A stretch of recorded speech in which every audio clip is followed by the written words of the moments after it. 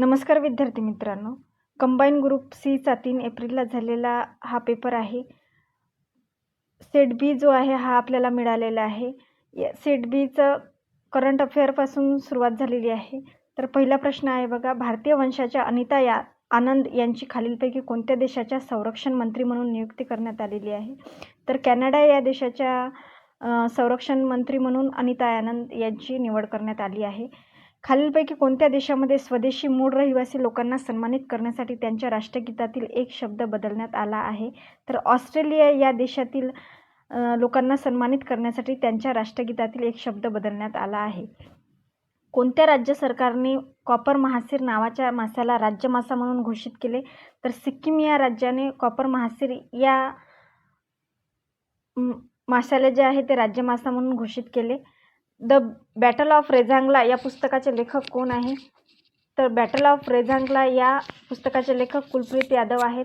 इमा मॅकियन ही एकाच ऑलिम्पिकमध्ये 7 पदके जिंकणारी प्रथम महिला जलतरणपटू कोणत्या देशाची आहे? तर ऑस्ट्रेलिया या देशाची ती जलतरणपटू आहे जिने ऑलिम्पिकमध्ये 7 पदके जिंकली. कोविड-19 नंतरच्या जगातील सामाजिक आर्थिक आव्हानांसंदर्भात संयुक्त राष्ट्र उच्च स्तरीय सल्लागार मंडळावर कोणत्या भारतीय अर्थतज्ज्ञाची निवड करण्यात आली? तर जयती घोष या सल्लागार मंडळावर त्यांची नियुक्ती करण्यात आलेली आहे. 7वा प्रश्न आहे, माय पॅड माय राईट या नावाचा नाबार्डचा उपक्रम कोणत्या राज्यात सुरू झालेला आहे? तर नाबार्डचा संदर्भ इथे आलेला आहे आणि नाबार्डवर या पेपरमध्ये 2 क्वेश्चन विचारलेले आहे. तर नाबार्ड अतिशय महत्त्वपूर्ण आहे, त्याचं बेसिक तुम्ही करून ठेवा. तर त्रिपुरा या राज्याने काय केलेलं आहे, माय पॅड माय राईट या नावाचा उपक्रम चालू केलेला आहे. नंतरचा प्रश्न आहे, AK-47 बुलेटच्या विरोधी जगातील पहिले बुलेट प्रूफ हेल्मेट खालीलपैकी कोणी विकसित केले? तर अनुप मिश्रा यांनी काय केलेले आहे, AK-47 बुलेटच्या विरोधी जगातील पहिले बुलेट प्रूफ हेल्मेट विकसित केले. ऑटोमोबाईल्ससाठी आशियातील सर्वात लांब हायस्पीड ट्रक इंदोर येथे आहे. 10 नंबरचा क्वेश्चन आहे, इंडो पॅसिफिक क्षेत्रातील सुरक्षा आव्हानांना मुकाबला करण्यासाठी इंग्लंड, अमेरिका आणि ऑस्ट्रेलिया यांनी नुकत्याच स्थापित केलेल्या त्रिपक्षीय कार्यक्रमाचे शीर्षक काय आहे? तर बघा, आकूस ही काय आहे, या त्रिपक्षीय कार्यक्रमाचे शीर्षक आहे. कोणत्या राज्याने ILGMS नावाचे पोर्टल सुरू केलेले आहे? तर केरळ या राज्याने काय केलेलं आहे, ILGMS नावाचे पोर्टल सुरू केलेले आहे. नंतरचा प्रश्न आहे, भारतीय प्राणी सर्वेक्षण या संस्थेच्या संचालकपदी कोणाची नियुक्ती करण्यात आलेली आहे? तर धृती बॅनर्जी यांची काय करण्यात आलेली आहे, नियुक्ती करण्यात आलेली आहे संचालकपदी, director of zoological survey of India. सार्वजनिक आरोग्य सुविधांमध्ये PSA ऑक्सिजन प्लांट्स बसवण्यास मंजुरी देण्यात आली. PSAचा विस्तार काय, फुल फॉर्म विचारलेला आहे. तर प्रेशर स्विंग ॲडसॉर्प्शन हे काय आहे, याचा फुल फॉर्म आहे. 14 नंबरचा क्वेश्चन आहे, कोणत्या देशाने पहिला आर्टिक मॉनिटरिंग उपग्रह आर्टिक्टा M प्रक्षेपित केलेला आहे? तर रशिया या देशाने काय केलेला आहे, आर्टिक्टा M प्रक्षेपित केलेला आहे. 30 जून 2021 रोजी जागतिक आरोग्य संघटनेने कोणत्या देशाला मलेरिया मुक्त घोषित केलेले आहे? तर चीन या देशाला मलेरिया मुक्त केलेले आहे 30 जून 2021 या रोजी. आता बघा, पॉलिटीचे क्वेश्चन सुरू झालेले आहे 16 नंबरपर्यंत. 15 नंबरपर्यंत काय होते, 15 क्वेश्चन करंट अफेअरचे. 16 नंबरपासून पॉलिटीचे क्वेश्चन चालू झालेले आहेत. खालीलपैकी विधाने लक्षात घ्या. कलम 3 नुसार संसद राज्यामधून भूप्रदेश अलग करून नवीन राज्य निर्माण करू शकते. बरोबर, हे बरोबर आहे. बघा, भाग 1 मध्ये संघराज्य व त्याचे राज्यक्षेत्र हा भाग दिलेला आहे. त्यामध्ये कलम 1 संघराज्याचे नाव व राज्यक्षेत्र, कलम 2 नवीन राज्य दाखल करून घेणे किंवा स्थापन करणे, कलम 3 नवीन राज्याची निर्मिती आणि विद्यमान राज्यांची क्षेत्रे, सीमा अथवा नावे यात फेरफार करणे. म्हणून आपलं हे काय होते, बरोबर वाक्य आहे. कलम स्टेटमेंट 2 आहे, संसद राज्याच्या सीमा व नाव बदलू शकते. बरोबर आहे. नवीन राज्य निर्मिती संदर्भातील विधेयक मांडताना राष्ट्रपतीची पूर्व शिफारस आवश्यक आहे. हे सुद्धा बरोबर आहे. असे विधेयक सादर करताना संबंधित राज्याच्या विधिमंडळाने दिलेला सल्ला किंवा मत स्वीकारणे बंधनकारक असते. हे उदाहरण काय आहे, चुकीचं आहे. म्हणून आपलं योग्य उत्तर जे आहे ते 3 नंबरचं होणार आहे, ABC. 17 नंबरचा क्वेश्चन आहे, भारताची संप्रभुता, एकता आणि अखंडतेचे रक्षण करणे आणि ती कायम राखणे हा उल्लेख खालीलपैकी कोठे आलेला आहे? तर संविधानाच्या उद्देशपत्रिकेत, राज्य धोरणविषयक मार्गदर्शक तत्त्वांमध्ये, मूलभूत अधिकारांच्या वर्णनात की मूलभूत कर्तव्याच्या वर्णनात? बघा, मूलभूत कर्तव्याच्या वर्णनात भारताची संप्रभुता, एकता आणि अखंडतेचे रक्षण करणे आणि ती कायम राखणे हा उल्लेख आलेला आहे. 18 नंबरचा क्वेश्चन आहे, खालीलपैकी कोणत्या समितीने महाराष्ट्रात ग्रामपंचायतीचे सरपंच निवड थेट जनतेतून प्रत्यक्ष पद्धतीने करण्याची शिफारस केली? तर पी.बी. पाटील या समितीने काय केलेले आहे? महाराष्ट्राच्या ग्रामपंचायतीच्या सरपंचाची निवड थेट जनतेतून प्रत्यक्ष पद्धतीने करण्याची शिफारस केलेली होती. तर याचं उत्तर 2 नंबर होणार आहे, फक्त बी. नंतरचा क्वेश्चन आहे, उच्च न्यायालय कोणत्या कलमांतर्गत विशेष आदेश जारी करते? तर कलम 226 नुसार काय करते? उच्च न्यायालय विशेष आदेश जारी करते. कलम 220 जो आहे, कलम 220 नुसार स्थायी न्यायाधीश झाल्यानंतर व्यवसायावर निर्बंध. कलम 221 नुसार काय आहे? तर न्यायाधीशांचे वेतन आणि न्यायाधीशांचे वेतन. कलम 213 जे आहे, तर विधानमंडळाच्या विराम काळात अध्यादेश प्रख्यापित करण्याचा राज्यपालाचा अधिकार आहे. आणि कलम 226 नुसार काय आहे? तर विशेष आदेश जारी करण्याचा त्यांना अधिकार आहे. नंतरचा क्वेश्चन आहे 20 नंबरचा, भारतीय राज्यघटनेच्या अंमलबजावणीची तारीख 26 नोव्हेंबर 1949 आहे. 42व्या घटनादुरुस्तीमुळे धर्मनिरपेक्ष हा शब्द जोडण्यात आला. 42वी घटनादुरुस्ती 1976 मध्ये करण्यात आली. भारतीय राज्यघटनेतील सामाजिक, आर्थिक आणि राजकीय न्याय हे तत्त्व रशियन राज्यघटनेतून घेतलेले आहे. बघा, यामध्ये काय विचारलेला प्रश्न, खालीलपैकी कोणते विधान सत्य नाही हे विचारलेलं आहे. तर हा जो आहे तो भारतीय राज्यघटनेच्या अंमलबजावणीची तारीख 26 नोव्हेंबर 1949 आहे. हे वाक्य सत्य नाही असं असू शकते, ते अर्धसत्य आहे. त्यामुळे हे जे आहे आपलं उत्तर ते बरोबर असू शकते. अर्धसत्य अशामुळे की काही भारताचे राज्यघटना 26 नोव्हेंबर 1949 रोजी काय केलेली आहे? तर स्वीकारलेली आहे. त्यावेळी काही कलमांचं अंमलबजावणी झाली होती आणि काही कलमे ही 26 जानेवारी 1950 पासून संपूर्ण राज्यघटनेची अंमलबजावणी झालेली होती. म्हणून हे उत्तर होऊ शकते. नंतरचा 21 नंबरचा क्वेश्चन आहे, राज्याच्या महाधिवक्त्यासंबंधी खालील विधाने विचारात घ्या. उच्च न्यायालयाचा न्यायाधीश म्हणून नियुक्त होण्यासाठी जी अर्हता आवश्यक असते ती अर्हता त्याच्याजवळ असणे आवश्यक आहे. हे बरोबर आहे. पात्रतामध्ये हे विधान अगदी सांगितलेलं असते, ते सगळ्यांना पाठ असेल. उच्च न्यायालयाच्या न्यायाधीशास मिळणारे सर्व विशेषाधिकार व फायदे संरक्षण त्यास मिळतात. उच्च न्यायालयाच्या न्यायाधीशास मिळणारे मानधन त्यास मिळते. त्याचा कार्यकाळ 5 वर्षे किंवा वयाची 62 वर्षे पूर्ण होईपर्यंत असतो. तर हे बघा, ही 3 जी स्टेटमेंट आहे ती राज्यपाल निर्धारित करतात की त्यांचं मानधन किती असावे, त्यांचा कार्यकाळ किती असावे. म्हणून फक्त 1 हेच बरोबर आहे. 22 नंबरचा क्वेश्चन आहे, खालील विधाने विचारात घ्या. ए नंबरचा स्टेटमेंट आहे, मुख्यमंत्र्याव्यतिरिक्त राज्याच्या मंत्रिमंडळातील एकूण सदस्यांची संख्या त्या राज्याच्या विधानसभेच्या एकूण सदस्य संख्येच्या 15% जास्त असता कामा नये. मुख्यमंत्र्याव्यतिरिक्त राज्याच्या मंत्रिमंडळातील एकूण सदस्यांची संख्या 12पेक्षा कमी असता कामा नये. ही बी नंबरचं स्टेटमेंट आहे. बघा, हे दोन्ही स्टेटमेंट आपल्याला बरोबर वाटू शकतात, परंतु बघा इथे काय आहे, व्यतिरिक्त आहे, म्हणून दोन्ही विधाने चुकीची ठरणार आहे. मुख्यमंत्र्यासह पाहिजे इथे, आणि इथे सुद्धा मुख्यमंत्र्यासह राज्याच्या मंत्रिमंडळातील एकूण सदस्यांची संख्या त्या राज्याच्या विधानसभेच्या एकूण सदस्य संख्येच्या 15%पेक्षा जास्त असता कामा नये. आणि मुख्यमंत्र्यासह राज्याच्या मंत्रिमंडळातील एकूण सदस्यांची संख्या 12%पेक्षा कमी असता कामा नये. असे जर विधान असते तर आपल्याला दोन्ही विधाने बरोबर असते. याचं उत्तर जे आहे ते 4 नंबरचं उत्तर आहे. 23 नंबरचा क्वेश्चन आहे, खालीलपैकी कोणते कलम केंद्र सरकारकडून राज्यांना देण्यात येणाऱ्या मदत अनुदानाशी संबंधित आहे?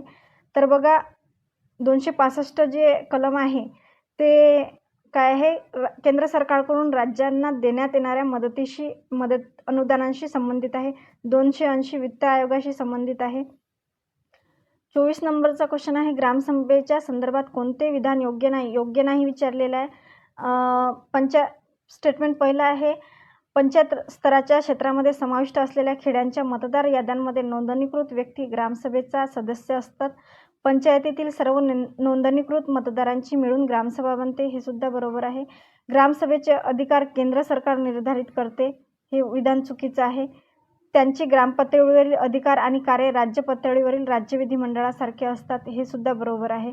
म्हणून 1, 2, 4 हे विधान काय आहे आपले बरोबर आहे आणि विधान चुकीचं 3 नंबरचं आहे. म्हणून 24ला 3 नंबर हे बरोबर आहे. ग्लासगो हवामान परिषदेसंबंधी कोणते विधान असत्य आहे? असत्य विचारले आहे. बघा, मी बोलतानाच हवामान परिषद बोलली आहे. ग्लासगो परिषद हवामान बदलासंदर्भात आयोजित केलेली होती, बरोबर. सर्व सहभागी देश कार्बन उत्सर्जन कमी करण्यास सहमत होते, हे सुद्धा बरोबर आहे. सन 2070पर्यंत कार्बन उत्सर्जन 0पर्यंत आणेल.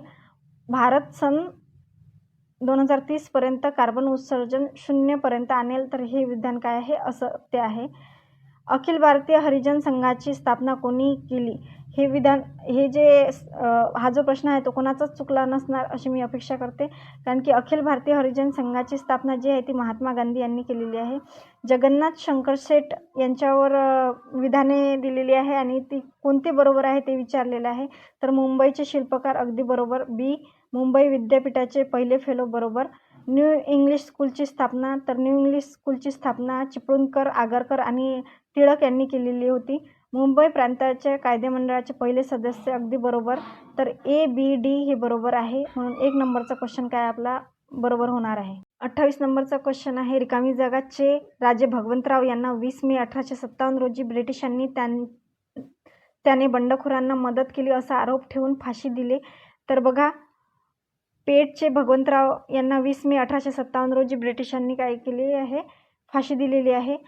पुढीलपैकी कोणत्या व्यक्ती राष्ट्रीय महासभेत सामील झाल्या नाहीत परंतु त्यांनी स्वातंत्र्य चळवळीला आर्थिक व इतर मदत केली? तर बघा, हे काय आहे? जमनालाल बजाज, बी, वाडीलाल लल्लूभाई मेहता, घ, दा बिर्ला, लाला शंकरदयाल, वालचंद हिराचंद हे काय आहे? उद्योगपती आहे. या उद्योगपतींनी राष्ट्रीय महासभेत सामील झाल्या नाहीत परंतु त्यांनी स्वातंत्र्य चळवळीला आर्थिक. तर बघा, याचं अचूक उत्तर जे होणार आहे ते 3 नंबरचं होणार आहे. सी आणि घदा बिर्ला आणि वालचंद हिराचंद यांनी राष्ट्रीय महासभेत हे व्यक्ती सामील झालेले नव्हते परंतु त्यांनी राष्ट्रीय महासभेला आर्थिक मदत केलेली आहे. नंतरचा प्रश्न आहे 30 नंबरचा. जोड्या लावा सांगितलेला आहे. एकीकडे क्रांतिकारक दिलेले आहे आणि त्यांनी काढलेल्या किंवा केलेली कामगिरी आहे. मदनलाल धिंगरा यांनी कर्जन वायलीची हत्या केलेली आहे. एला 4 नंबर, म्हणून 1 नंबरचंच आपलं होणार आहे. अनंत लक्ष्मण कान्हेरे यांनी नाशिकच्या कलेक्टर जॅक्सनची हत्या केलेली आहे. विनायक दामोदर सावरकर यांनी मित्रमेळा मंडळाची स्थापना केली आहे आणि हेमचंद्र दास यांनी जॉन बामिल्ड फुल्लर यांच्यावर हल्ला केलेला आहे. हेमचंद्र दास, तर हे आपलं उत्तर होणार आहे 1 नंबरचं. नंतरचा 31 नंबरचा क्वेश्चन आहे. हा प्रश्नसुद्धा कोणाचाच चुकला नसणार. भारतीय असंतोषाचे जनक असा लोकमान्य टिळकांचा उल्लेख खालीलपैकी कोणी केलेला आहे? तर सर व्हॅलेंटाईन चिरोल यांनी लोकमान्य टिळकांना भारतीय असंतोषाचे जनक असे म्हटलेले आहे. खालीलपैकी प्रार्थना सभेचे उद्दिष्ट कोणते होते? तर समाजाची नैतिक प्रगती घडवून आणणे हे प्रार्थना सभेचे उद्दिष्ट होते. नंतरचा क्वेश्चन आहे, कोणत्या कायद्यान्वये गव्हर्नर जनरल आता व्हाईसरॉय म्हणून ओळखला जाऊ लागला? तर 1858 या कायद्याने गव्हर्नर जनरल आता व्हाईसरॉय म्हणून ओळखला जाऊ लागला. तर पहिला व्हाईसरॉय हा कोण होता हे तुम्ही मला कमेंट बॉक्समध्ये सांगणार आहे. इसवी सन 1911 भारतात हवाई परिवहनाची सुरुवात कोणी केली? तर बघा, कठारे गाठार यांच्या पुस्तकामध्ये वारंवार तपासूनसुद्धा या निश्चित उत्तर मिळत नाही आहे. एक तर आयोग याला रद्द करेल किंवा आयोग जे उत्तर देईल ते आपल्याला मानावं लागेल. मी हा प्रश्न काय स्किप केलेला आहे. नंतरचा प्रश्न आहे 35 नंबरचा. 16 ऑक्टोबर 1905 हा दिवस काय म्हणून पाळला जातो? तर स्वातंत्र्य दिवस नाही, प्रजासत्ताक दिवस नाही, कामगार दिवस नाही. एकच ऑप्शन उरतं शोक दिवस म्हणून. तर 3 नंबरचा 35ला काय होणार आहे? 3 नंबरचा उत्तर होणार आहे. आद्य क्रांतिकारक म्हणून कोणाला ओळखले जाते? तर वासुदेव बळवंत फडके यांना काय आद्य क्रांतिकारक म्हणून ओळखले जाते. 37 नंबरचा क्वेश्चन आहे, प्राथमिक शिक्षण सक्तीचे करणारे भारतातील पहिले राज्य हा मान कोणत्या संस्थानाने मिळवलेले आहे. भारतातील म्हटलेलं आहे म्हणून बडोदा हे होणार आहे. 1 नंबरचं उत्तर हे बरोबर होणार आहे. राष्ट्रीय शिक्षण परिषदेची स्थापना कधी करण्यात आलेली आहे? तर 15 ऑगस्ट 1906 रोजी राष्ट्रीय शिक्षण परिषदेची स्थापना करण्यात आलेली आहे. भूमिगत चळवळ महाराष्ट्रात कोणत्या जिल्ह्यात प्रथमतः सुरू केली? तर सातारा या जिल्ह्यामध्ये भूमिगत चळवळ सुरू केलेली आहे. 40 नंबरचा क्वेश्चन आहे, गरीब मुलांचे शिक्षण व्हावे म्हणून कमवा व शिका ही स्वावलंबी शिक्षणाची योजना कोणी राबवली? स्वावलंबी शिक्षणाबद्दल भरपूर लोकांनी सांगितलेलं आहे, परंतु कमवा व शिका ही स्वावलंबी शिक्षणाची योजना कर्मवीर भाऊराव पाटील यांनी राबवलेली आहे, म्हणून आपलं उत्तर 4 होणार आहे, फक्त डी. नंतरचा क्वेश्चन आहे, जनगणनेबद्दल आलेला आहे. जनगणना 2011 प्रमाणे महाराष्ट्रातील 0 ते 6 वयोगटातील लोकसंख्येचे लिंग गुणोत्तर किती आहे? तर 894 हे काय आहे? महाराष्ट्रातील लोकसंख्येचे लिंग गुणोत्तर आहे. लोकसंख्येवर कायम प्रश्न विचारले जातात, तर तो जे प्रकरण आहे त्यातले जे आकडे आहेत ते आपल्याला पाठ करणे अतिशय आवश्यक आहे. 2011च्या जनगणनेनुसार खालीलपैकी कोणत्या जिल्ह्यामध्ये स्त्री साक्षरतेचे प्रमाण अधिक आहे? तर अमरावती, बीड, जालना, नंदुरबार हे दिलेले आहेत. तर नंदुरबार होऊ शकत नाही आणि अमरावती हे उत्तर आपलं बरोबर आहे. जनगणना 2011 प्रमाणे कोणत्या जिल्ह्याची लोकसंख्या जास्त आहे? तर उत्तर दिलेले आहेत औरंगाबाद, जळगाव, नांदेड आणि यवतमाळ. तर जळगाव हा काय इंडस्ट्रियल एरिया असल्यामुळे जळगाव जिल्ह्याची लोकसंख्या जास्त आहे. 44 नंबरचा क्वेश्चन आहे, मेळघाट व्याघ्र प्रकल्पाचे संरक्षित क्षेत्र गुगामल राष्ट्रीय उद्यान म्हणून जाहीर करण्यात आलेले आहे. 45 नंबरचा क्वेश्चन आहे, भारतामध्ये जमिनीची धूप कोणत्या कारणामुळे होते? तर ऑप्शन आहेत, ए वृक्षतोड, कुरणांचा नाश, भटकी शेती, अयोग्य लागवड. जमिनीची धूप ही वृक्षतोड, कुरणांचा नाश, भटकी शेती आणि अयोग्य लागवड या सर्वांमुळे होते, म्हणून 4 नंबरचं उत्तर होणार आहे आपलं वरील सर्व. 46 नंबरचा क्वेश्चन आहे, महाराष्ट्रातील कोणत्या धरणाला विल्सन धरण असे म्हणतात? त्याचप्रमाणे त्याला ऑर्थर सरोवर असे म्हणून सुद्धा संबोधले जाते. तर भंडारदरा हे धरण काय आहे? भंडारदरा धरणाला विल्सन धरण आणि ऑर्थर सरोवर असे संबोधले जाते. भंडारदरा धरण हे कोणत्या जिल्ह्यामध्ये आहे हे तुम्ही मला सांगणार आहे. महाराष्ट्रातील पहिले जलविद्युत केंद्र कोणते? तर खोपोली हे काय आहे? महाराष्ट्रातील पहिले जलविद्युत केंद्र आहे. खालीलपैकी महाराष्ट्रातील स्थळांचा वार्षिक पर्जन्यानुसार अचूक उतरता क्रम कोणता? तर बघा ऑप्शन दिलेले आहे. आंबोली हे सगळ्यात आंबोली आहे, महाबळेश्वर, माथेरान आणि लोणावळा हे काय आहे? याचा अचूक उतरता क्रम आहे. नंतरचा प्रश्न आहे 49 नंबरचा, भारतात कोणत्या औद्योगिक प्रदेशात भारताचे रूर म्हणून ओळखले जाते? रूर ऑफ इंडिया. तर छोटा नागपूर पठार औद्योगिक प्रदेशाला भारताचे रूर म्हणून ओळखतात. 50 नंबरचा क्वेश्चन आहे, बुंदेलखंड शहरातील ग्रामीण वसाहती कोणत्या प्रकारच्या आहेत? तर बुंदेलखंड प्रदेशातील ग्रामीण वसाहती ज्या आहेत ते केंद्रित वसाहती म्हणून ओळखल्या जातात. 51 नंबरचा क्वेश्चन आहे, चिखल बरोबर नाहीत विचारलेले आहे. कोणती विधाने बरोबर नाहीत विचारलेले आहे? ए नंबरचा आहे, चिखलदरा हे थंड हवेचे ठिकाण असून ते सातपुडा पर्वत रांगेत आहेत, बरोबर आहे. आणि गाविलगड आणि मेळघाट डोंगर हे महाराष्ट्र राज्याच्या दक्षिण भागात आहे. गाविलगड आणि मेळघाट जो प्रदेश आहे तो अमरावती जिल्ह्यामध्ये आहे आणि अमरावती जिल्हा जो आहे ते महाराष्ट्राच्या उत्तर भागात आहे, त्यामुळे दक्षिण भागात आहे हे चुकीचं आहे. बालाघाट डोंगर हे शंभू डोंगर महादेव डोंगराच्या उत्तरेकडे आहे, हे सुद्धा बरोबर आहे. म्हणून विधान जे आहे ते आपलं बी हे बरोबर नाही आहे, म्हणून 3 नंबरचं उत्तर आपलं बरोबर असणार आहे. जोड्या जुळवा सांगितलेलं आहे. सातारा एकीकडे जिल्हा दिलेला आहे, नंतर प्रकल्प दिलेला आहे. तर बघा अमरावतीला काय आहे? शहानूर प्रकल्प आहे आणि बीला 4 नंबरचं होणार आहे, म्हणून 1 नंबरच्या उत्तर आपलं होणार आहे. 53 नंबरचा क्वेश्चन आहे, आसाम येथे भारतातील सर्वात जास्त खनिज तेलाचे साठे उपलब्ध आहे. महाराष्ट्रातील दुसरे सर्वात उंच शिखर कोणते? तर पहिले सर्वात उंच शिखर कळसुबाई आहे आणि दुसरे जे आहे ते साल्हेर हे आहे. संपूर्ण महाराष्ट्रातील विद्यार्थ्यांना शिखरांची जी आहे ती ट्रिक माहीत असेल, कसा मी हसतो, तर क म्हणजे कळसूबाई आणि सा म्हणजे साल्हेर. नंतरचा क्वेश्चन आहे जोड्या लावा 55 नंबरचा. अभयारण्य दिलेले आहे आणि ठिकाण दिलेले आहे. तानसा ठाणे, यावल जळगाव, माढोक गोंदिया आणि माढोक सोलापूर आणि नागझिरा जे आहे ते गोंदियामध्ये आहे. तर 1 नंबरचा क्वेश्चन आपला 1 नंबरचा आन्सर आपला होणार आहे. 56 नंबरचा क्वेश्चन आहे जागतिक व्यापारी संघटनेमुळे भारताचे कोणत्या बाबतीत जास्त नुकसान झालेले आहे? तर सांस्कृतिक क्षेत्र, पर्यटन क्षेत्र आणि राजकीय क्षेत्र. तर 4 नंबरचं उत्तर होणार आहे व्यापार संबंधी बौद्धिक मालमत्तेचा हक्क यामध्ये काय झालेले आहे? जास्त नुकसान झालेले आहे. 57 नंबरचा क्वेश्चन आहे खालील विधाने विचारात घ्या. नाबार्ड कृषी क्षेत्राच्या विकासाकरता कर्जाची सोय करून देते, बरोबर आहे. नाबार्ड ग्रामीण व्यवसायांना कर्ज पुरवठा करते, हे पण बरोबर आहे. नाबार्ड शहरी उद्योगासाठी आर्थिक मदत करते, शहरी विकासासाठी आर्थिक मदत करते नाबार्ड. हे दोन्ही विधानं काय आहेत? चुकीचे आहेत. तर आपलं उत्तर जे होणार आहे ए आणि बी हे होणार आहे. समतोल अंदाजपत्रक म्हणजे काय? तर बघा स्टेटमेंट दिलेले आहे. सार्वजनिक महसूल सार्वजनिक खर्चापेक्षा कमी असणे, सार्वजनिक महसूल सार्वजनिक खर्चापेक्षा जास्त असणे, सार्वजनिक महसूल आणि सार्वजनिक खर्च समान असणे. समतोल म्हणजे काय? समान असणे. म्हणून आपलं हे 3 नंबरचं उत्तर होणार आहे.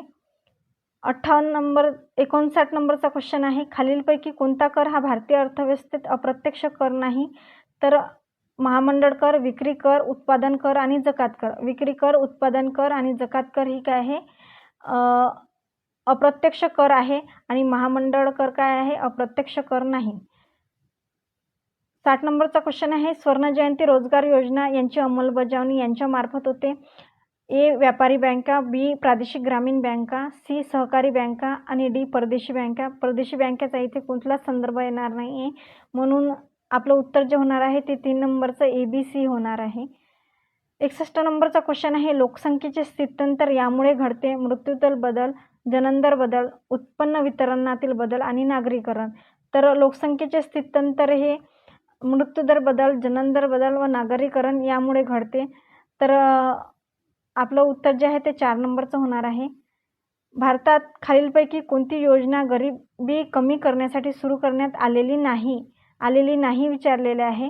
रोजगार हमी योजना बरोबर आहे, ही सुद्धा काय करण्यात आलेली आहे? गरिबी कमी करण्यासाठी सुरू करण्यात आली आहे. जवाहर रोजगार योजना ही सुद्धा गरिबी कमी करण्यासाठीच त्याची सुरुवात करण्यात आलेली आहे. स्वर्ण जयंती शहरी योजना याचं जे उत्तर आहे ते सांस्कृतिक विकास कार्यक्रम हे होणार आहे.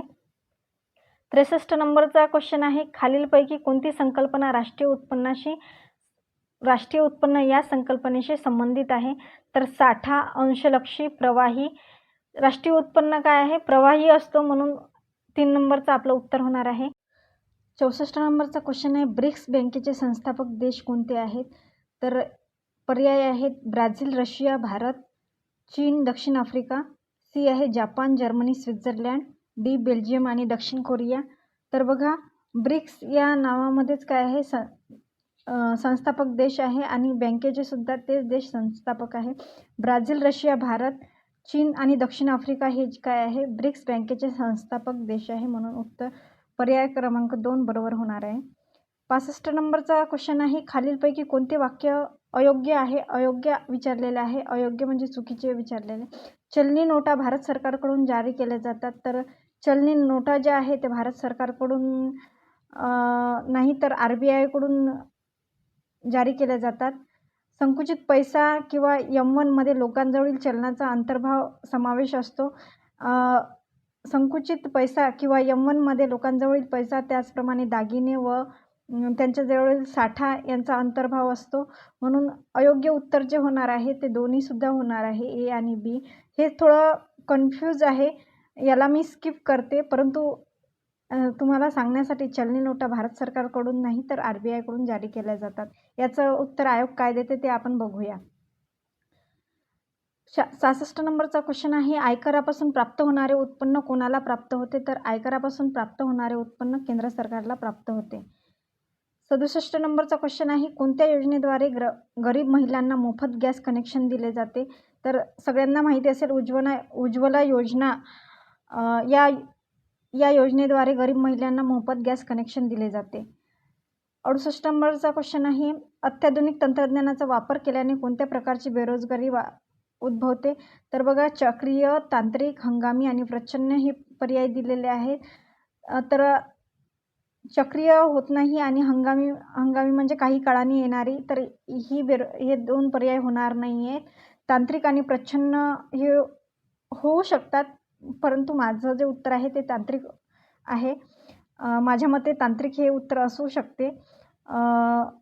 आयोग काय उत्तर देते, आन्सर कीमध्ये देते आपण बघूया. 69 नंबरचा क्वेश्चन आहे, निरपेक्ष दारिद्र्याचे निर्मूलन करणे शक्य असते. सापेक्ष दारिद्र्य हे जास्त उत्पन्न गटाबरोबर कमी उत्पन्न गटाच्या तुलनेवर आधारित असते. तर बघा, कोणती विधाने बरोबर आहेत हे विचारलेले आहे. आणि सी नंबरचा पर्याय आहे, दारिद्र्य हे पर्यावरणाच्या अवनतीसाठी जबाबदार नाही. तर याचं उत्तर होणार आहे, बरोबर विधान विचारलेले आहे, म्हणजे याचं उत्तर जे होणार आहे ते ए आणि बी हे होणार आहे. दारिद्र्य हे पर्यावरणाच्या अवनतीसाठी जबाबदार नाही असं ठामपणे आपण सांगू शकत नाही, कारण की ज्याच्याकडे दारिद्र्य आहे तो पर्यावरणाचा ऱ्हास करत नाही असं होत नाही. नंतरचं क्वेश्चन आहे, विकास वित्तीय संस्था स्थापन करण्यात आल्या कारण त्या अल्पमुदतीसाठी निधी उपलब्ध करून देतात. बी, कृषी आणि मुख्य क्षेत्रांचा विकास वाढवण्यासाठी मदत करतात. नाणे बाजाराचे नियमन करतात आणि भांडवल बाजाराचे नियमन करतात. तर याचं उत्तर जे आहे ते ए आणि बी हे होणार आहे. 2 नंबरचं पर्याय 2 नंबर बरोबर आहे. 71 नंबरपासून काय आहे, तर विज्ञान हा विषय चालू होणार आहे. 71 नंबरचा क्वेश्चन आहे, द्रव्यमान 1 युच्या ऊर्जेचे समतुल्य 911 mega electron volt, 921 mega electron volt, 931 mega electric volt आणि 941 मेगा इलेक्ट्रिक व्होल्ट आहे. तर बघा, द्रव्यमान 1 युच्या ऊर्जेचे समतुल्य 931 जे मेगा इलेक्ट्रॉन व्होल्ट आहे. नंतरचा प्रश्न आहे, रिकामी जागाचा वापर सामान्यतः वाहनांच्या मागील दृश्य पाहण्यासाठी केला जातो. बघा, समतल दर्पण आणि उत्तल दर्पण यामध्ये थोडं माझं कन्फ्युजन आहे, परंतु मी उत्तल दर्पणला टिक करेल. नंतरचा प्रश्न आहे, किरणोत्सर्गाचा शोध कोणी लावला? काही क्वेश्चन जर सोडले विज्ञानामध्ये तर संपूर्ण विज्ञानाचा भाग जो आहे तो कठीण आलेला आहे. हा क्वेश्चन अतिशय सोपा होता. किरणोत्सर्गाचा शोध कोणी लावला? तर हेनरी बेक्वेरेल यांनी किरणोत्सर्गाचा शोध लावलेला आहे. नंतरचा प्रश्न आहे 74 नंबरचा, हे ॲल्युमिनियमचे एक महत्त्वाचे धातूक आहे. तर क्रिओलाइट हे काय आहे? ॲल्युमिनियमचे एक महत्त्वाचे धातूक आहे. नंतरचा क्वेश्चन आहे, खालीलपैकी कोणत्या धातूचे निष्कर्षण त्याच्या क्षाराच्या पाण्यातील द्रावणातून करता येत नाही? तर के या धातूचे निष्करण त्याच्या क्षाराच्या पाण्यातील द्रावणातून करता येत नाही. 76 नंबरचा क्वेश्चन आहे, रिकामी जागा या मूलद्रव्याचा संच एस स्तंभात मोडतो. एस स्तंभात मोडणारा जो मूलद्रव्याचा संच आहे तो NaCa, Ba आणि Ra हे होणार आहे. 77 नंबरचा क्वेश्चन आहे, झुरळाचे पेरिप्लानेटा हे जेनेरिक नाव कोणी ठेवले? तर पेरिप्लेनेटा हे झुरळाचे नाव बुरमेरिस्टर 1838 यांनी या काळात ठेवलेले आहे. पेरिपेटसमध्ये पायाच्या किती जोड्या असतात? तर पेरिपेटसमध्ये पायाच्या 14 ते 43 जोड्या असतात. 79 आहे, खालीलपैकी कोणत्या शर्तीचा संच ओबेलियाला सर्वोत्तमपणे लागू होतो? तर बघा, पर्याय आहेत, त्यापैकी पर्याय 4 हे बरोबर आहे. Marine, sedentary, colonial, polymorphic with two alternation of generation हा पर्याय बरोबर आहे. 80 नंबरचा क्वेश्चन आहे, कीटकनाशके कीटकांना विषबाधा करतात, त्यांच्या कोणत्या संस्थांना प्रभावित करतात? तर बघा, कीटकनाशक जेव्हा आपण फवारतो तेव्हा कीटकांच्या मज्जासंस्थेला ते प्रभावित करतात, म्हणून पर्याय 2 हे बरोबर होणार आहे. 81 नंबरचा क्वेश्चन आहे, खालीलपैकी कोणते विधाने वनस्पतीमधील अकार्बनिक पोषक घटकांबाबत सत्य आहे? तर बघा, तर पर्याय 4 नंबर हा बरोबर असणार आहे की CuZn आणि Mn हे आवश्यक पोषक तत्व आहे जे वनस्पतीतील अकार्बनिक पोषक घटकाबाबत सत्य आहे. 82 नंबरचा क्वेश्चन आहे, खालीलपैकी कोणता वनस्पती समूह सृष्टीतील उभयचर वनस्पती म्हणून ओळखला जातो? तर ब्रायोफाइट्स जो आहे तो वनस्पती समूहसृष्टीतील उभयचर वनस्पती म्हणून ओळखला जातो. 83 नंबरचा क्वेश्चन आहे, वेस्ट नाईल इन्केफेलायटिस या रोगामध्ये रिकामी जागा या भागाला सूज येते. हा रोग वेस्ट नाईल विषाणूमुळे होतो. प्रथमतः या रोगाचे निदान जे आहे ते नाईलच्या पश्चिमेकडील भागात झालेले आहे. तर बघा याचं उत्तर जे होणार आहे ते 1 नंबरचं होणार आहे. पर्याय 1 नंबर बरोबर आहे. वेस्ट नाईल एन्केफेलायटिस या रोगामध्ये काय होते, मेंदूला सूज येते आणि हा जो रोग आहे याचे निदान नाईल नदीच्या पश्चिमेकडील भागात म्हणजे युगांडामध्ये 1937 झालेले आहे. नंतरचा प्रश्न बघूयात. व्हाईट बटन मशरूम्सचे वैज्ञानिक जीवशास्त्रीय संबोधन असे आहे. तर व्हाईट बटन मशरूमचे आगारिकस बायस्पोरस हे काय आहे, तर शास्त्रीय नाव आहे. शरीरातील रक्तामध्ये पाण्याचा अंश सामान्यतः आढळणाऱ्या पातळीपेक्षा कमी झाल्यास काय होते? तर शरीरातील रक्तामध्ये पाण्याचा अंश सामान्यतः आढळणाऱ्या पातळीपेक्षा कमी झाल्यास काय होते? तर व्हॅसोप्रेसिन संप्रेरक स्त्रवला जातो. म्हणून 3 पर्याय उत्तर बरोबर होणार आहे आपलं. बघा 86 नंबरपासून अंकगणित आणि बुद्धिमत्ता यावर प्रश्न विचारलेले आहे. आपण इथं पूर्ण स्पष्टीकरण घेणार नाही आहे, फक्त काही उत्तर सांगणार आहे मी तुम्हाला. ते तुम्ही तुमच्या ॲन्सरकेतून टिक करा आणि स्वतःचे मार्क्स तुम्हाला किती पडले हे मला कमेंट बॉक्समध्ये सांगा. तर विसंगत घटक ओळखा हे सांगितलेलं आहे. तर 3 नंबरचा जे आहे तो काय आहे, विसंगत घटक आहे. नंतरचा क्वेश्चन आहे 87 नंबरचा, की जी हिरवा आहे, बी निळा आहे आणि लाल आर आहे. तर जर आणि यांनी कंडिशन ठेवली आहे, जर पहिला व शेवटचा खडा शेजारी ठेवले तर यातील कोणत्या माळा समान होतील? बघा जर आपण बघितलं एक्स वाय आणि झेडमध्ये, तर जी आणि आर, जी आणि जी ह्या जर 2 माळा आपण सोबत ठेवल्या तर यांचं काय होणार, माळा समान होणार नाही, कारण की इथे आर आलेला आहे आणि इथे काय आहे जी वाय आणि झेडमध्ये जर बघितलेलं आहे तर आर आणि आर हे सुद्धा बरोबर होणार नाही आहे. कदाचित एक्स झेड असू शकते सांगते मी, म्हणून उत्तर जे आहे ते माझ्या मते एक्स आणि झेड असू शकते. नंतरचा प्रश्न आहे, पुढील तथ्यांचे परीक्षण करा हा विचारलेला आहे. अणू बोनोपेक्षा वजनदार आहे. सिन्थिया दिनापेक्षा उंच आहे. बोनो आणि दिना इतकीच उंच आहे पण तिच्यापेक्षा वजनदार आहे. दिना अणूपेक्षा उंच आहे. तर वरील तथ्यावर आधारित अचूक निष्कर्ष काढण्याचं आपल्याला सांगितलेलं आहे. तर याचं जे उत्तर होणार आहे ते 4 नंबरचं उत्तर होणार आहे.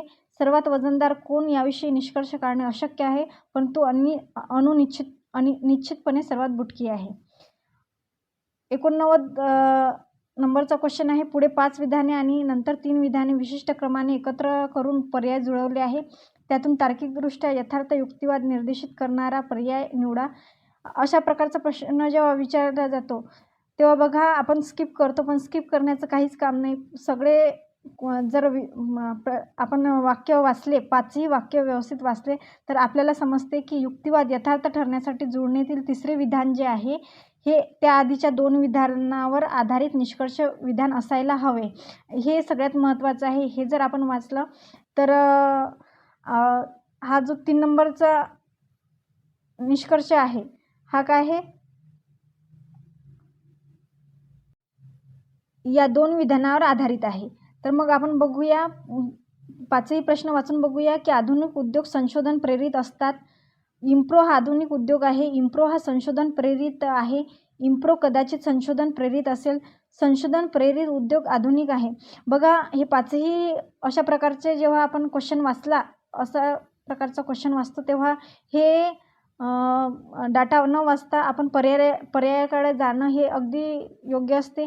बी, ई आणि सी काय आहे, निष्कर्ष आहे या 2 विधानावर आधारित. बघा तर याचं उत्तर जे आहे ते 2 नंबरचं होणार आहे. बी आणि सी मी इथे तुम्हाला सांगते व्हिडिओ फार लेंदी होऊ नये म्हणून बी आणि सी वाचा की इम्प्रो हा अत्याधुनिक उद्योग आहे आणि आणि सी नंबरचं काय इम्प्रो हा संशोधन प्रेरित आहे. तर ई नंबरचं काय आहे निष्कर्ष संशोधन प्रेरित उद्योग हे आधुनिक आहे. तर आपलं उत्तर हे 2 नंबरचं असणार आहे. नंतरचा प्रश्न आहे 90 नंबरचा दिलेली माहिती अभ्यासा. बघा यांनी काय सांगितलेलं आहे की ABCD आणि ई या व्यक्ती बागेतील बाकावर उत्तरेकडे तोंड करून बसलेल्या आहेत. बी डीच्या उजवीकडे 40 मीटर अंतरावर आहे आणि AB च्या दक्षिणेला 60 मीटर अंतरावर आहे. सी ही डीच्या पश्चिम दिशेला 50 मीटर अंतरावर आहे आणि ई ही एच्या उत्तरेला 70 मीटरवर आहे. तर सी आणि ई दरम्यानच्या कमीत कमी अंदाजे अंतराचे मीटरमध्ये सर्वात उचित वर्णन करणारा पर्याय निवडा. तर बघा यामध्ये काय करायचं होतं पायथागोरसचं थेरम आपल्याला वापरायचं होतं आणि 10चा वर्ग आणि 90चा वर्ग करून याचं उत्तर काढायचं होतं. तर याचं उत्तर जे आहे ते 90 मीटरपेक्षा जास्त परंतु 91 मीटरपेक्षा कमी असणारच हे 3 नंबरचा पर्याय बरोबर होता. बघा अक्षरगटसुद्धा विचारलेले आहे. आपल्याला बरेच यूट्यूबला पण सांगतात की ABCD हे लिहून घ्या वगैरे आणि ज्यांना पाठ असेल त्यांना तर काही प्रश्नच नाही. याच्यामध्ये पण सांगितलं आहे यासाठी काय आहे तर आय आहे म्हणजे डीसाठी काय असणार आहे नंतरचा ई असणार आहे. इथे पण आहे इथे पण आहे. जे KL म्हणजे एक मध्ये आहे. EGH हे उत्तर आपलं बरोबर असणार आहे. 2 नंबरचं 92 वा क्वेश्चन आहे एका बांधकाम करण्यासाठी 10 समान वेगाने काम करणाऱ्या कामगारांची नेमणूक केली. 2 कामगारांनी दुसऱ्या दिवशी काम सोडले. दुसऱ्या दोघांनी तिसऱ्या दिवशी काम सोडले व असे काम संपेपर्यंत चालू राहिले. याचा परिणाम काम संपायला 2 दिवस जास्त लागले. तर विचारलेलं आहे जर 10 कामगारांनी सर्व दिवस काम केले असते तर काम करायला लागणारे दिवस निवडा. तर याचं उत्तर जे आहे पर्याय 2 आहे. नंतरचा प्रश्न आहे साखरेची किंमत 60% वाढली. घरात साखर किती टक्के कमी वापरावी म्हणजे खर्चात वाढ होणार नाही. तर 37.1/2% काय आहे आपल्याला साखर हे उत्तर होणार आहे 3 नंबरचं. 94 नंबरचा प्रश्न आहे पुढील ही माहिती दिलेली आहे. राज्याचे क्षेत्रफळ दिलेले आहे चौरस किलोमीटरमध्ये आणि लोकसंख्या दिलेली आहे लाखामध्ये. तर याचं जे उत्तर होणार आहे ते काय होणार आहे की 4 नंबरचं होणार आहे. डी हा पर्याय होणार आहे. 95 नंबरचा प्रश्न आहे ABCD या विद्यार्थ्यांकडे एकूण मिळून 30 पुस्तके आहे. यातील एकाकडे 3 पुस्तके आहे, दुसऱ्याकडे 6 आहेत, तिसऱ्याकडे 9 आणि चौथ्याकडे 12 आहेत. बी कडे C पेक्षा कमी पुस्तके आहेत तर D कडे A पेक्षा जास्त पुस्तके आहेत. जर C कडे D पेक्षा कमी पुस्तकं असतील तर सत्य असतीलच अशी असणारी आणि नसणारी विधाने निवडा. तर हा प्रश्न मी स्किप केलेला आहे. नंतरचा प्रश्न बघूया. एका अपूर्णांकाचा छेद त्याच्या अंशापेक्षा 5ने मोठा आहे. त्या अपूर्णांकाच्या अंशामध्ये 8 मिळवले. अपूर्णांकामध्ये काय मिळवले? याचा जो पर्याय होणार आहे तो काय होणार आहे? 3 नंबरचा पर्याय बरोबर आहे. नंतरचा प्रश्न आहे एका शाळेतील मुली व मुले यांचे गुणोत्तर 4:5 असे आहे. मुलींची संख्या काय आहे? 76 असेल तर मुले किती? तर बघा यांचं गुणोत्तर दिलेलं आहे मुले आणि मुलींचं. मुलींची संख्या दिलेली आहे. यावरून तुम्हाला काय आहे गुणोत्तर काढावं लागेल. तर याचा पर्याय 2 नंबरचा बरोबर आहे.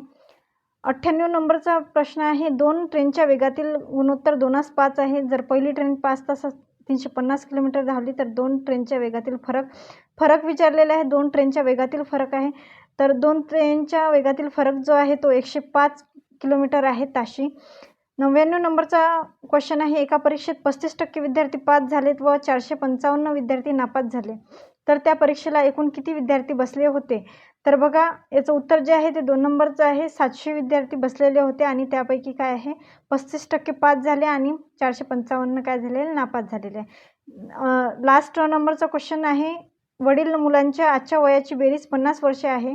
4 वर्षापूर्वी वडिलांचे वय मुलांच्या त्यावेळेच्या वयाच्या 6 पट होते. तर वडील व मुलाच्या अनुक्रमे आजचे वय किती? तर बघा पर्याय 3 नंबर हा बरोबर होणार आहे. बघा आपण फक्त आन्सरचे क्वेश्चनचे आन्सर बघितलेले आहे. त्याचं स्पष्टीकरण प्रत्येक व्हिडिओ हा सेपरेट होणार आहे. तर आपले किती क्वेश्चन हे बरोबर आलेले आहेत ते तुम्ही तपासून पहा आणि कमेंट बॉक्समध्ये नक्की सांगा, जेणेकरून मला प्रोत्साहन मिळेल. धन्यवाद.